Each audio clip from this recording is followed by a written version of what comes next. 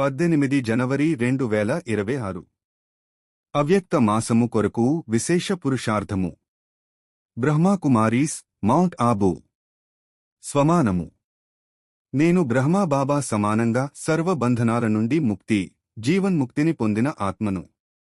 యోగాభ్యాసము నేను మాస్టర్ సర్వశక్తిమాన్ ఆత్మను బ్రహ్మా బాబా సమానంగా ఎగిరే పక్షిగా అయ్యి విశ్వంలో నా శక్తిశాలి కిరణాల ద్వారా ఆత్మలకు బంధనముక్తులుగా అవ్వడంలో సహయోగాన్ని ఇస్తున్నాను.